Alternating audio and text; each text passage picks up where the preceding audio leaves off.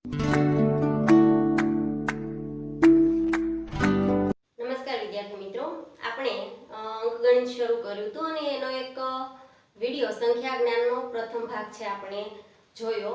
હવે આ વિડિયોમાં સંખ્યા જ્ઞાનની થોડીક સંખ્યાઓ જે વિશેષ વધારાની છે અને થોડાક પ્રશ્નો આપણે લઈશું કે આ ટોપિકમાંથી અથવા તો આ ચેપ્ટરમાંથી છે તમને કેવા કેવા પ્રશ્નો પૂછાઈ શકે. તો પહેલા થોડીક સંખ્યાઓ છે અહીંયા મેં બોર્ડ ઉપર લખી છે તે આપણે જોઈએ. પ્રથમ સંખ્યા છે કે વિરોધી સંખ્યા. હવે વિરોધી સંખ્યા એટલે શું? તો કે જે બે સંખ્યાનો સરવાળો શૂન્ય થતો હોય આ સંખ્યા પરસ્પર વિરોધી સંખ્યા છે. તો કે કઈ રીતે? તો કે અહીંયા 2 છે વત્તા -2 કરશો એટલે એનો જવાબ છે એ શૂન્ય આવશે. અને તમારે જો એમ કેવું હોય કોઈ સંખ્યા આપી હોય, દાખલા તરીકે તમને એમ કે 5 ની વિરોધી સંખ્યા કઈ, તો મિત્રો 5 ની વિરોધી સંખ્યા છે -5 થશે અને -5 કીધા હોય તો એની વિરોધી સંખ્યા 5 થશે. પણ વ્યાખ્યા ઘણી વખત ખાલી જગ્યા પૂછે કે વિરોધી સંખ્યા, તો કે જે બે સંખ્યાનો સરવાળો શૂન્ય થતો હોય તે બે સંખ્યા વિરોધી સંખ્યા છે, પરસ્પર વિરોધી છે.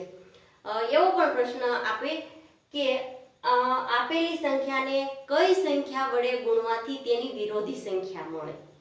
આપેલી સંખ્યાને કઈ સંખ્યા વડે ગુણવાથી તેની વિરોધી સંખ્યા. દાખલા તરીકે અહીંયા 5 આપ્યા છે તો 5 ને એવી કઈ સંખ્યા વડે ગુણો કે તેની વિરોધી સંખ્યા મળે?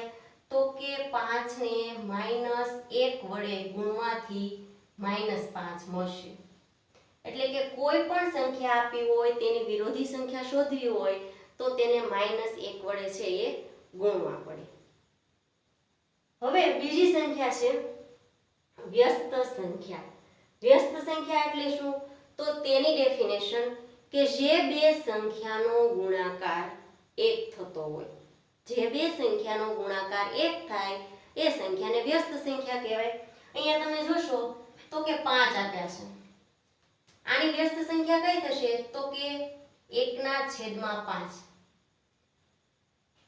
પણ અહીંયા કાઈ નથી એટલે છેદ તો આપણે એક સમજવાનો છે. હવે કીધું કે વ્યસ્ત સંખ્યા, તો કે જે બે સંખ્યા, અહીંયા બે સંખ્યા બની ગઈ ને, આ બંને સંખ્યાનો ગુણાકાર 1 થવો જોઈએ. તમે ગુણાકાર કરશો 5/1 અને 1/5, આ બંનેનો જવાબ છે 1 આવે. તો જે બે સંખ્યાનો ગુણાકાર 1 થતો હોય તે બે સંખ્યા પરસ્પર વ્યસ્ત છે. હવે રહી સ્થાન કિંમત. કોઈ સંખ્યા તમને આપેલી હોય 56,226. હવે આ સંખ્યામાં તમને એમ કીધું હોય સ્થાન કિંમત એટલે કે એ જે અંક આપ્યો છે એ અંક કયા સ્થાન ઉપર છે. તમે આગળ ભણી ગયા તો કે એકમ, દશક, 100, 1000, આ રીતે 10,000, લાખ. તો આ સંખ્યા કયા સ્થાન? આ એકમનું સ્થાન, દશકનું સ્થાન, 100નું સ્થાન, 1000નું સ્થાન, 10,000નું સ્થાન. તો કોઈ પણ સંખ્યાનું સ્થાન કિંમત એટલે કે કયા સ્થાન ઉપર છે? એકમના સ્થાન ઉપર, દશકના સ્થાન ઉપર કે 100ના સ્થાન ઉપર. હવે અહીંયા 6 છે તો 6 એકમના સ્થાન ઉપર છે એટલે એની સ્થાન કિંમત 6 થશે. જો એકમનો અંક એવો છે કે એની સ્થાન કિંમત પણ તે હોય અને તેની દાર્શનિક કિંમત, મૂળ કિંમત અથવા તો એની જે આંકડાકીય મૂલ્ય છે તે 6 થશે. 2 તો 2 પછી કેટલા અંકો છે? તો કે 2 પછી એક અંક છે તો 2 પછી એક શૂન્ય મૂકશું. અહીંયા બીજો 2 છે એની પછી કેટલા અંક છે? તો કે અને 100 ના સ્થાન ઉપર છે એટલે 200. અથવા તો એક રીતે એવી છે તો તમને ખબર જ છે કે 2 છે ઈ કયા સ્થાન ઉપર છે? 100. તો 2 ગુણ્યા 100 કરો તો પણ તમને 200 મળશે. એમ આ રીતે અહીંયા છે ઈ 6 છે 1000 ના સ્થાન છે તો 1000 6 ને 1000 એ ગુણશો એટલે એનો જવાબ છે 6000 મળશે તમને. 5 છે એ 10,000 ના સ્થાને છે એટલે એકમ, દશક, 100, 1000 અને 10,000 એટલે આની સ્થાન કિંમત છે 5 ગુણ્યા 10,000 એટલે એની છે ઈ 50,000 છે ઈ એની સ્થાન કિંમત મળશે. હવે અહીંયા સ્થૂળ કિંમત, મૂળ કિંમત અથવા તો દાર્શનિક કિંમત એટલે કે તમને જે દેખાય છે તે કિંમત. હવે તમે અહીંયા આની આ રકમ લો 56,226. હવે તમને અહીંયા એમ પૂછે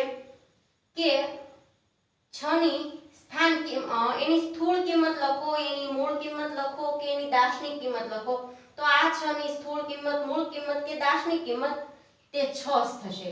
એટલે કે જે સંખ્યા આપેલી છે એનું આંકડાકીય મૂલ્ય 1 હોય તો 1, 2 હોય તો 2 અને 9 હોય તો 9. અને અહીંયા છે આ 6 ની સ્થાન કિંમત, તો એનું પણ સ્થાન કિંમત નહીં મિત્રો, એની સ્થૂળ કિંમત 6 થશે. એટલે કે આંકડાનું જે મૂલ્ય છે એ આંકડાકીય મૂલ્ય એની દાર્શનિક કિંમત, એની મૂળ કિંમત અથવા તો એની સ્થૂળ કિંમત કહેવાય.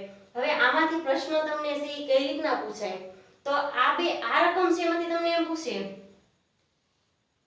કે 6 ની સ્થાન કિંમત અને મૂળ કિંમતનો તફાવત શોધો. તો એની સ્થાન કિંમત છે અહીંયા તમે જો 1000 ના સ્થાને છે, સ્થાન કિંમત 1000 થશે અને એની સ્થૂળ કિંમત, તો એની સ્થૂળ કિંમત છે 6 થશે.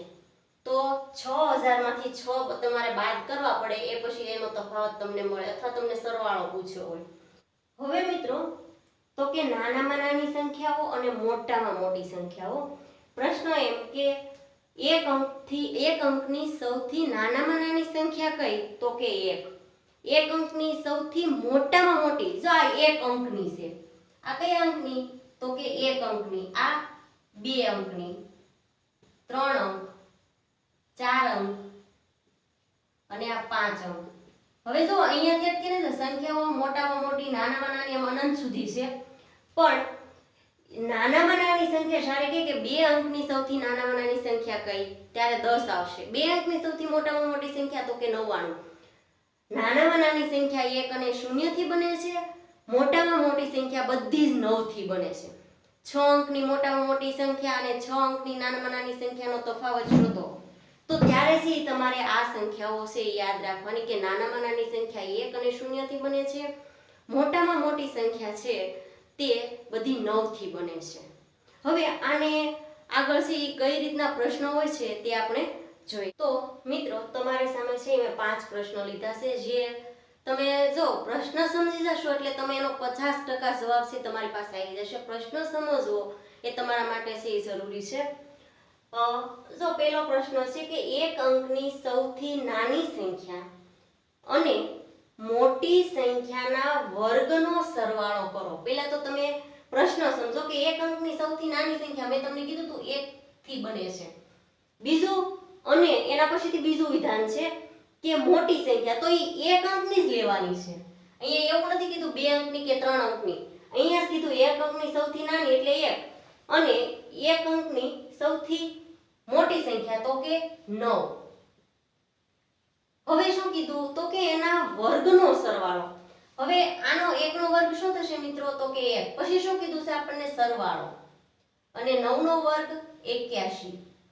તો જવાબ આવશે આપણો 82. તો હું વિકલ્પો નથી લખ્યા, પણ તમને એવા વિકલ્પો આપ્યા હોય કે જે એની નજીકની જ કિંમત હોય. હવે પછીનો પ્રશ્ન છે કે 56879 આપેલ સંખ્યામાં 8 ની સ્થાન કિંમત. તો બે અહીંયા આપણે એક તો શું કીધું છે, સ્થાન કિંમત, બીજું અને દાર્શનિક કિંમતનો તફાવત શોધો. સૌથી પહેલા તો 8 કઈ જગ્યાએ છે, એકમ, દશક અને 100 એટલે કે 800. અને એની દાર્શનિક કિંમત અથવા તો આંકડાકીય મૂલ્ય કે સ્થૂળ કિંમત. તો એ જે સંખ્યા આપેલી છે તે પોતે એટલે કે 8. બીજું શું કીધું, તો કે એનો તફાવત કીધો છે, એનો ગુણાકાર કીધો છે કે એનો સરવાળો, તે ખાસ મહત્વનું. તો અહીંયા એનો તફાવત છે આપણે લેશું 2, અહીંયા 9 વચ્ચે અહીંયા 7, તો તફાવત મળ્યો 792. પછીનો પ્રશ્ન લઈએ, સૌથી નાની અવિભાજ્ય સંખ્યા અને સૌથી નાની વિભાજ્ય સંખ્યાના વર્ગનો તફાવત શોધો. જો પહેલા તો એટલું સમજો કે સૌથી નાની અવિભાજ્ય સંખ્યા, આપણે આગળના વિડિયોમાં બધી સંખ્યા વિભાજ્ય, અવિભાજ્ય, સમય, અસમય આવી બધી સંખ્યા, પ્રાકૃતિક સંખ્યા ક્યાંથી શરૂ થાય, પૂર્ણાંક સંખ્યા ક્યાં સુધી છે, આવી બધી સંખ્યાઓ જોઈ. તો કે સૌથી નાની અવિભાજ્ય સંખ્યા તો કે 2 છે. અને મેં કીધું તો કે 2 બેકી હોવા ઉપરાંત અવિભાજ્ય સંખ્યા છે. અને બીજું શું કીધું, સૌથી નાની વિભાજ્ય, તો કે વિભાજ્ય સંખ્યા આપણને છે સૌથી નાની 4. સૌથી નાની અવિભાજ્ય સંખ્યા, સૌથી નાની વિભાજ્ય સંખ્યાના વર્ગનો તફાવત. હવે તફાવત કીધો છે તો અહીંયા 2 નો પેલા વર્ગ કરીએ તો 4 થશે, અહીંયા આનો વર્ગ કરશું, તફાવત કીધો એટલે માઈનસની નિશાની, 4 નો વર્ગ 16 થશે. ઘણી વખત વિદ્યાર્થી મિત્રો અહીંયા ભૂલ કરે કે 4 માંથી 16 બાદ કરશે એટલે જવાબ માઈનસમાં આવશે. નહીં, આપણને સંખ્યાનો તફાવત શોધવાનું કીધું છે, નહીં કે કોઈ દાખલાનો જવાબ. અહીંયા તમને તફાવત કીધો છે એટલે વર્ગનો તફાવત શું છે એટલે 16 માંથી તમે 4 બાદ કરશો એટલે તમારો જવાબ છે 12 આવશે. તફાવત ક્યારે માઈનસમાં આવે નહીં. હવે એક પ્રશ્ન અહીંયા છે કે 10,999 પછી તરત આવતી 3 પ્રાકૃતિક સંખ્યાઓનો સરવાળો શોધો.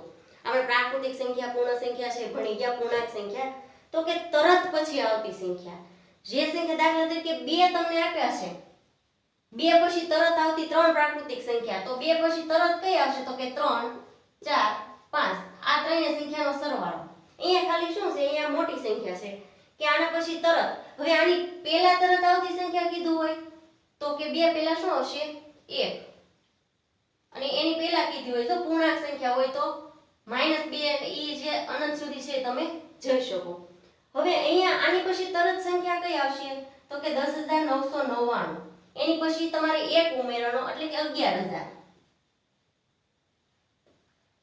આ એક સંખ્યા કેટલી કીધી આપણને તો કે એના પછી તરત આવતી 3 પ્રાકૃતિક સંખ્યાનો સરવાળો. હવે બીજી સંખ્યા તો કે 1 પાછો ઉમેરી દો તો ત્રીજી સંખ્યા, તો આ બધાયનો સરવાળો અહીંયા તમારે છે 2 આવશે, 1 ઉમેરો અને આમાં પાછો 1 ઉમેરશો, આને લઈ લેવાની, શૂન્યમાં 1 ઉમેરો એટલે આ સંખ્યા આવી, એમાં પાછો 1 ઉમેરશો એટલે 2 આવશે. તો અહીંયા સરવાળો તમે કરશો તો આનો સરવાળો અહીંયા 3 થશે, બંને શૂન્યના સરવાળો તો શૂન્ય, અહીંયાથી 33 થશે. તો આનો જવાબ આવ્યો 33,003. હવે પછીનો પ્રશ્ન, 1/5 ના વ્યસ્તની વિરોધી સંખ્યાનો વર્ગ કરો.